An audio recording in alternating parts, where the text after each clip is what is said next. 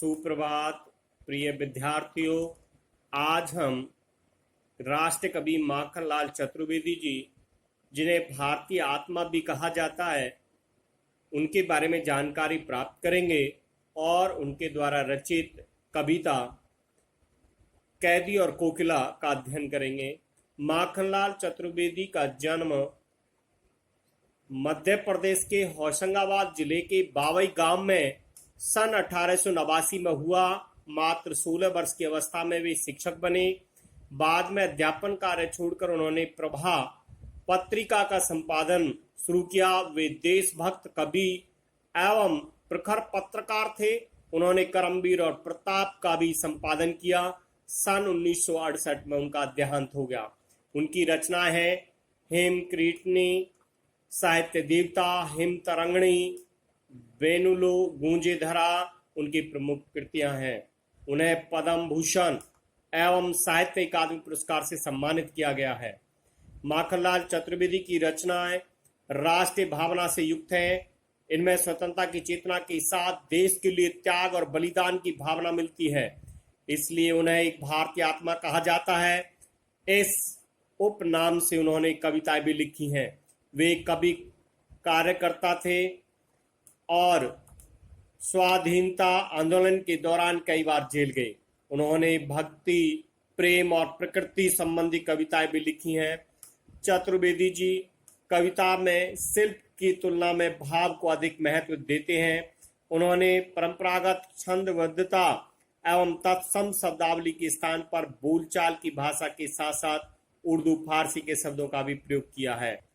ब्रितानी उपनिवेशवाद के शोषण तंत्र का बारीक विश्लेषण करती कैदी और कोकिला कविता बहुत लोकप्रिय रही है। यह कविता भारतीय स्वाधीनता सेनानियों के साथ जेल में किए गए दुर्व्यवहारों और यात्राओं का मार्मिक साक्ष्य प्रस्तुत करती है। कवि जेल में एकाकी और उदास है। कोकिल से अपने मन का दुख, असंतोष और ब्रितानी शासन के प्रति अपने आक्रोश को व्यक्त करते हुए वह कहता है कि यह समय मधुर गीत गाने का नहीं बल्कि मुक्ति का गीत सुनाने का है। कवि को लगता है कि कोयल भी पूरे देश को एक कारागार के रूप में देखने लगी है, इसलिए अर्धरात्रि में चीख उठी है। कैदी और कोकिला, क्या गाती हो, क्यों रह रह जाती हो, कोकिल बोलो तो, क्या लाती हो संदेश, किसका है कोकिल बोलो तो। कहते हे कोयल, तुम क्या गाती हो और तुम रह रहकर, वह कोकिल अपनी जीवन धारा को समेटते हुए ऐसे लगता है कोकिल रह रहकर फिर बोलने लगती है।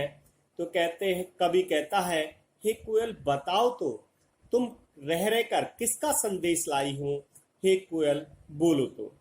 ऊंची काली दीवारों के घेरे में, डाकू चोरों बटमारों के डेरे में। कवि कहता है कि वह ऊंची काली दीवारों के घेरे में, जो कारागार है उसकी ऊंची ऊंची दीवारें हैं, ठीक है, वहां पर अंधेरा रहता था, दीवारें भी काली दिखाई देती थी। डाकू चोरों बटमारों के डेरे में। वो कहता है, जीने को देते नहीं पेट भर खाना, मरने भी देते नहीं तड़प रह जाना। कहते हैं कोयल, यहाँ पर कारागार में ऊंची ऊंची काली दीवारों के घेरे में हमें बंद किया हुआ है। यहाँ डाकू, चोर, राहगीरों को लूटने वालों के डेरे पड़े हुए हैं। कहता है हमें भी उन्हीं के साथ बंद कर दिया है। जीने को देते नहीं पेट भर खाना, ये ब्रिटिश सरकार के लोग, वो कहता है जीने के लिए भर पेट खाना भी नहीं देते हैं और मरने भी नहीं देते, तड़प कर रह जाना, और मरने भी नहीं दे रहे हैं और हम ऐसे ही तड़प कर रह जाते हैं। कहते पेट भर खाना भी नहीं देते और मरने भी नहीं दे रहे हैं और हम तड़प कर रह जाते हैं। जीवन पर अब दिन रात कड़ा पहरा, हमारे जीवन पर दिन रात ब्रिटिश सरकार का कड़ा पहरा है। शासन है या तम का प्रभाव गहरा, वह कहता है ये शासन है या तम का प्रभाव गहरा। वह कहता है ये ब्रिटिश शासन है या तम गहरा अंधेरा है। गहरा अंधेरा कहा है कि इसमें न्याय की कोई उम्मीद नहीं है, केवल अन्याय है। कहते ना क्या अंधेर कर रखा है, तो अंधेरा कहा है कि यहाँ क्या कैसा ही शासन है जिसमें केवल अन्याय ही है। हिम कर निराश कर चला रात भी काली। हिम कर कहा है चंद्रमा भी निराश होकर चला गया है। उससे कोई कहता प्रकाश की कोई किरण मिल रही थी, वो भी अब निराश कर चला गया है और रात भी काली हो गई है। इस समय काली माँ मई जगी क्यों आली। इस समय हे कोयल तू भी काली। आली का हे सखी, हे कोयल तुम इस काली में रात में क्यों जगी हुई हो। क्यों हुक पड़ी वेदना बोझ बाली सी, कोकिल बोलो तो क्या लुटा। हे कोयल तुम ऐसे आधी रात में किस वेदना से दबी हो, तुम्हारा क्या दुख है जो तुम बोझ वाली सी ऐसी हुक पड़ी हो। कोकिल बोलो तो, हे कोयल बोलो तो क्या लुटा, क्या तुम्हारा क्या लुट गया है, क्या लुटता हुआ आपने देख लिया है। मृदुल वैभव की रखवाली सी, तुम तो मृदुल वैभव की रखवाली सी। कोकिल बोलो तो, हे कोयल तुम्हारा क्या लुट गया है जो तुम बोझ वाली सी वेदना में बोल रही हो।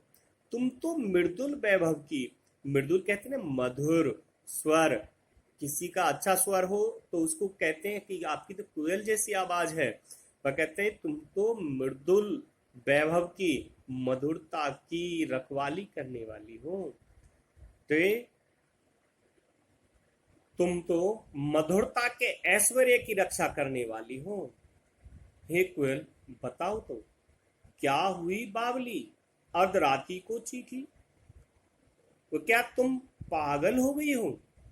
तो कहते कि आधी रात्रि को तो कोई पक्षी नहीं चाहिए बोलता चहकता, तुम आधी रात्रि को ऐसी चीख रही हो, क्या बावली हो गई हो, पागल हो गई है।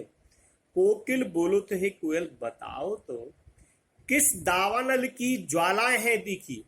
वह कहता है क्या तुमने कहीं जंगल की आग की लपटों को देख लिया है।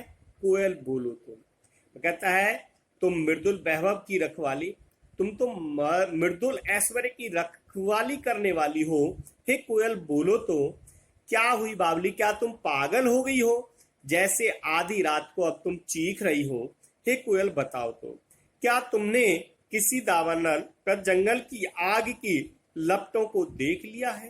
हे कोयल बोलो तो, हे कोयल बताओ तो क्या देख नहीं सकती जंजीरों का गहना, हथकड़ियां क्यों यह ब्रिटिश राज का गहना। क्या तुम देख नहीं सकती कि हमने ब्रिटिश राज की जंजीरों का गहना पहन रखा है। जो ब्रिटिश सरकार थी उसने जो कैदी होते थे उनको जंजीरें पहना रखी थी, उसको कहता है कि जंजीरों का गहना पहना है। हथकड़ियां क्यों ये ब्रिटिश राज का गहना। वह कहता है ये हथकड़ियां क्यों, जो हमने हथकड़ियां हाथों में डाल रखी है हमारे, ये हथकड़ियां नहीं, ये ब्रिटिश राज का गहना है। कहता है हमारे क्या तुम देख नहीं सकती जंजीरों को हमें पहना रखा है, जो हमारे हाथ में हथकड़ियां हैं, ये हथकड़ियां नहीं है, ये ब्रिटिश राज के द्वारा दिया गया गहना है, ब्रिटिश राज द्वारा पहनाया गया गहना है। कोल्हू का चरकचू जीवन की तान, गिट्टी पर उंगलियों ने लिखे गान। वह कहता है कोल्हू की चरकचू जीवन की तान, जो कैदी लोग थे उनसे कठिन कार्य, कारागार में जो भी कार्य कराए जाते थे उनमें कोल्हू चलवाया जाता था, जिसको पशुओं द्वारा चलाते थे, वहां पर कैदियों द्वारा उस कोल्हू को चलवाते थे। वहां पर तेल निकलवाना, सरसों का तेल निकलवाना, उनसे काम कराते थे। तो कहते जो कोल्हू से जो आवाज निकलती थी चरकचू, जो है कहता है जो कोल्हू के चरकचू की आवाज है ये ही अब हमारे जीवन की तान बन गई है। गिट्टी पर उंगलियों ने लिखे गान, और गिट्टियों पर वह कहता है जो वहां कारागार में रहते थे उनसे पत्थर तुड़वा देते, गिट्टियां तुड़वाते थे, तो उनके उंगलियों से जो खून निकलकर, वह कहता उंगलियों से जो खून निकलता था उससे का गान लिखे हैं। ऐसे लगता है गिट्टियों पर उंगलियों से गान लिख दिए हैं, गीत लिख दिया है।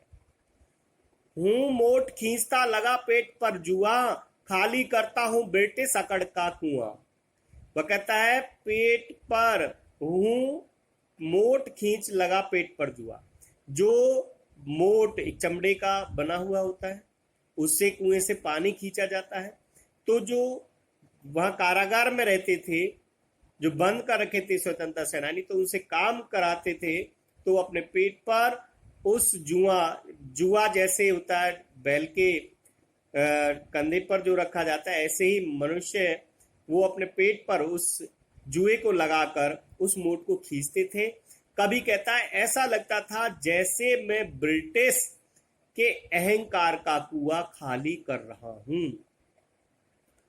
मुझे ऐसा लगता है जैसे मैं पानी नहीं, ब्रिटिश राज के अकड़ को, अहम को, घमंड के कुएं को खाली कर रहा हूं। दिन में करुणा क्यों जगह रुलाने वाली, इसलिए रात में गजब ढा रही आली।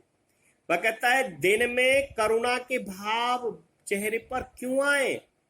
वह कहता है वो करुणा के भाव, जो स्वतंत्रता सेनानी थे, अपने चेहरे पर करुणा के भाव नहीं आने देते थे, क्योंकि ब्रिटिश सरकार चाहती थी कि ये स्वतंत्रता सेनानी रोएं, ये टूट जाएं, लेकिन वे ऐसे भाव भी नहीं आने देते थे।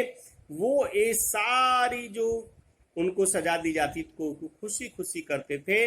वह चाहते थे कि ब्रिटिश सरकार हमारे इस उत्साह को देखकर, हमारे इस जोश को, स्वतंत्रता सेनानी जो थे वो कहते हैं हमारे जोश को देखकर ये हमारे देश को छोड़ दें और चले जाएं। इसीलिए रात में गजब ढा रही आली, आली ही सखी ही कोयल, तुम इसलिए रात में ऐसा गजब ढा रही हो। इस शांत समय में अंधकार के वेद रो रही क्यों हो, कोकिल बोलो तो। वह कहता है इस शांत समय में अंधकार को वेद कर, हे कोयल बताओ तो तुम क्यों रो रही हो। कोकिल बोलो तो, हे कोयल बताओ तो, चुपचाप मधुर विद्रोह बीज इस भांति बो रही क्यों हो, कोयल बोलो तो। वह कहता है कि इस रात में गजब ढा रही हो। वह कहता है कि जो रात में ऐसे लग रहा है जैसे कोयल उनमें उत्साह भर रही हो। वह कहते हैं इस शांत समय में अंधकार को भेद कर, तुम इस शांत समय में इस अंधेरे को भेद कर रो क्यों रही हो, रो रही क्यों हो, तुम रो क्यों रही हो। ऐसे लग रहा है जैसे तुम चुपचाप लोगों के अंदर स्वतंत्रता का बीज बो रही हो, अर्थात ब्रिटिश सरकार के विरुद्ध विद्रोह का बीज बो रही हो। कोकिल बोलो तो, हे कोयल बताओ तो।